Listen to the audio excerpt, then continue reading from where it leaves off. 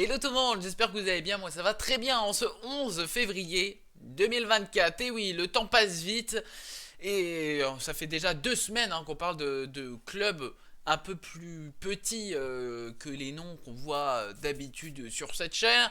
Et aujourd'hui on va s'intéresser à la question qui va être relégué cette saison en première ligue. On va déjà se baser sur les données que nous ont donné des instituts en début de saison et on va voir maintenant ce qu'ils pensent à ce moment précis de la saison et je vous donnerai mon ressenti un petit peu sur les différents clubs que j'ai ciblés en tant que possible relégable.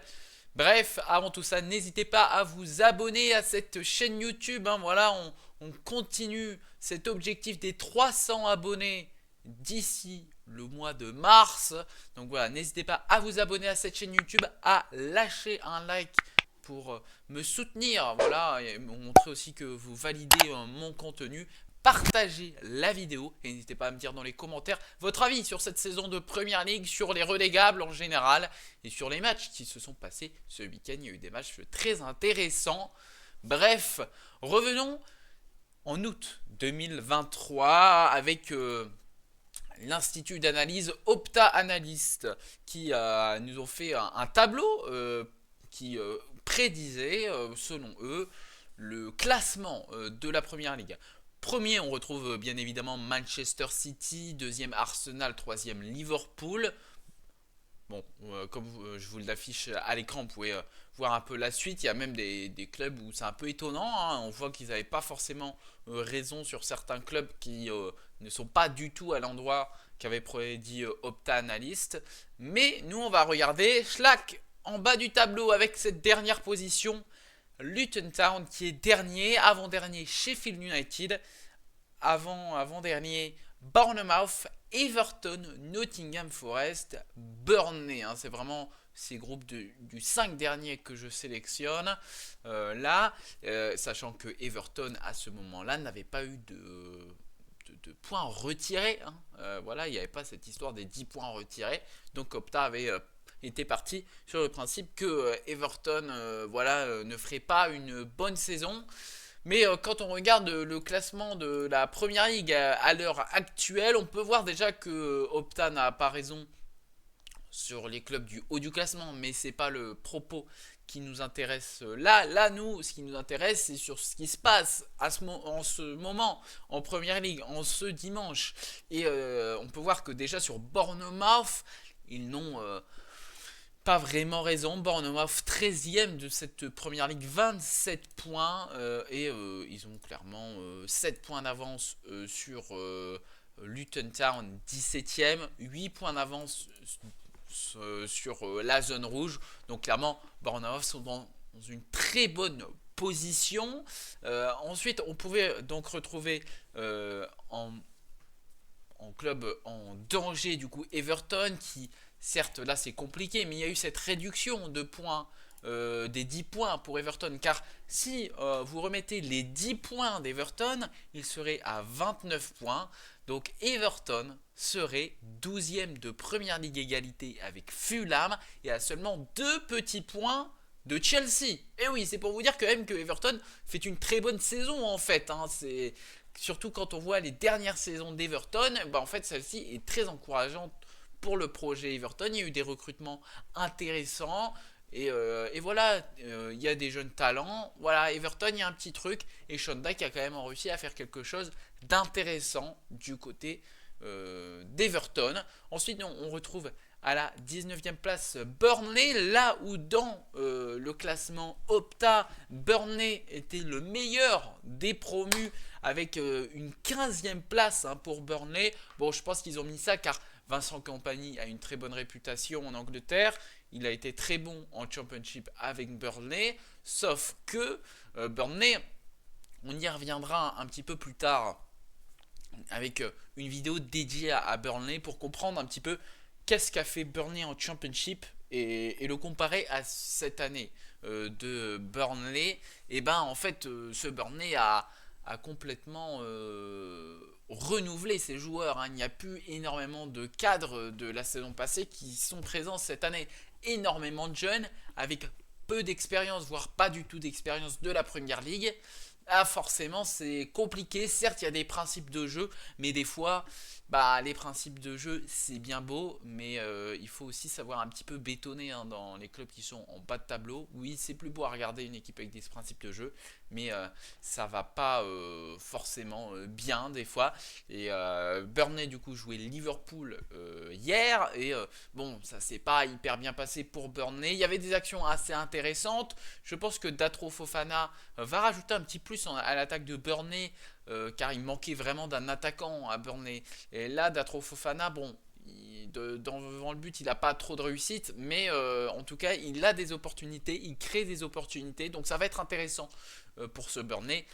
Défensivement, je trouvais que franchement, ils étaient rapidement à la rue, hein, cette équipe de Burnley, alors que c'est quand même Vincent Kompany, leur coach, le meilleur défenseur de Première Ligue dans la dernière décennie, ou l'un des meilleurs, hein, selon votre jugement. Mais ouais, je pensais qu'il y aurait un peu plus de justesse défensive. Mais pas vraiment, il y avait des petits problèmes, notamment Oshi, je trouvais qu'il me défendait pas hyper bien tout le temps.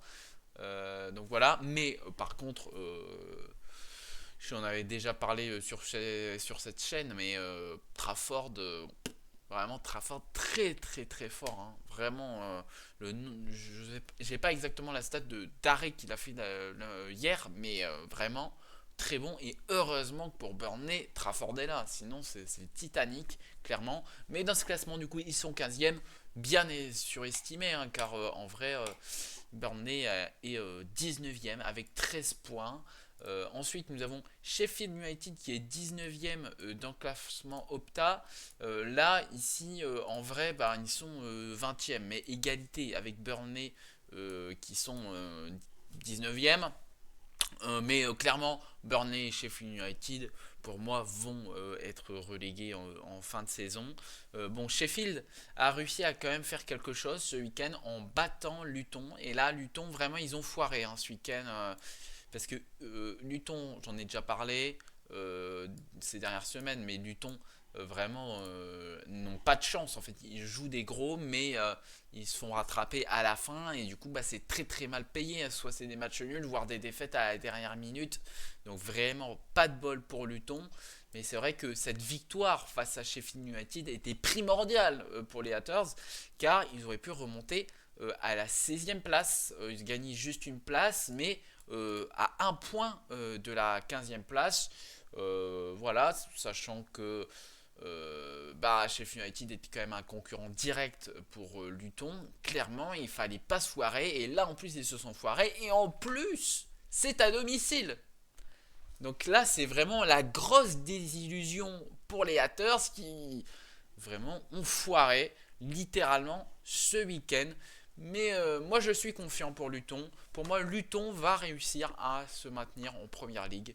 Voilà, c'est mon petit pronostic. Voilà, moi j'en ai parlé la semaine dernière. C'est Crystal Palace, moi, qui me fait peur. Hein. Dans le classement Opta, Crystal Palace est placé 12. Mais clairement, Crystal Palace me fait peur. Je les trouve vraiment en dessous du niveau cette année, surtout qu'il y a eu des blessures d'Olysée, de Eze, maintenant de Marguerite. Pour moi, Crystal Palace est en grand danger. Voilà, comme Nottingham Forest, hein, qui a perdu hier d'ailleurs contre Newcastle. Mais Nottingham Forest, pareil, en grand danger. Pour moi, ça sera dernier Sheffield United, hein, qui est clairement la plus faible attaque de Première League. Hein, vraiment, ouais, c'est vraiment il n'y a pas d'attaquant qui fait rêver. Il y a Cameron Archer qui marquait quand même un petit peu en novembre, mais après ça s'est calmé. Là, il y a quand même l'arrivée de Ben Brereton qui peut peut-être être un petit signe d'espoir pour Sheffield United, mais de là à se maintenir, no way, clairement.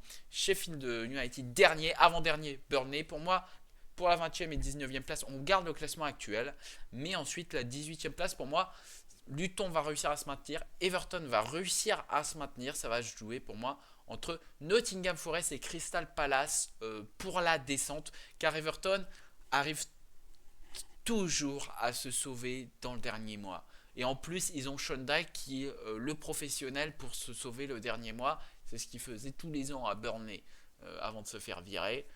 Clairement, il va réussir à faire ça. Donc attention à Forest, attention à Palace. Palace en plus, là ça joue Chelsea demain, à voir du coup ce qu'ils vont faire, mais n'hésitez pas à me dire un petit peu votre avis sur un petit peu vos pronostics pour la relégation. Mais ensuite j'ai trouvé un autre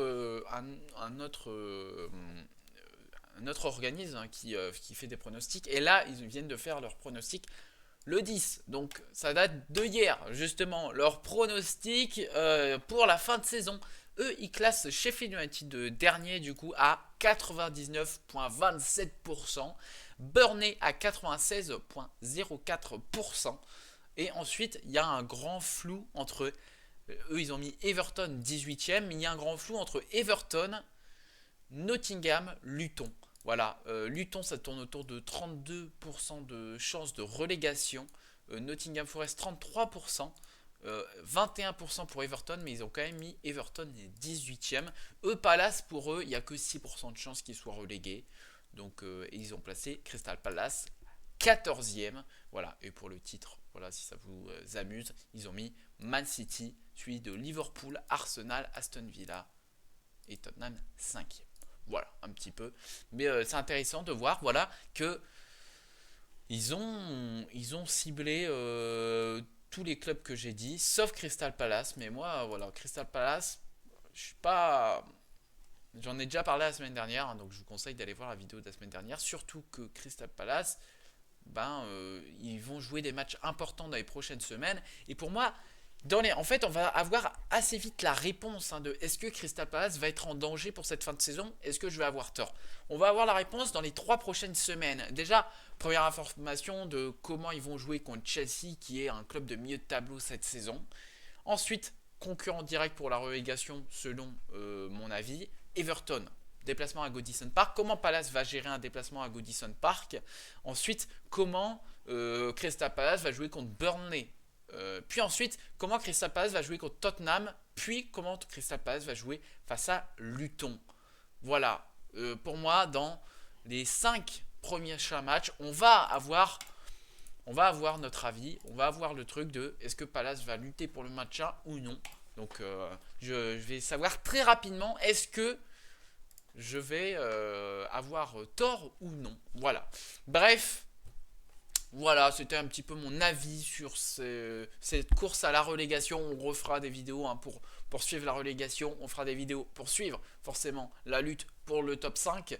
Voilà, et entre-temps, on fera d'autres petites vidéos. Voilà, vidéos légères. J'avais pas trop le temps ce week-end, j'avoue. Mais on se retrouve la semaine prochaine pour une prochaine vidéo. Mais avant ça, n'hésitez pas à vous abonner à cette chaîne YouTube, à liker cette vidéo, à partager et à mettre votre avis dans les commentaires. Nous, on se retrouve le dimanche. Alors, on est combien dimanche prochain? C'est une bonne question. Le 18 février pour une prochaine vidéo. Allez, goodbye tout le monde.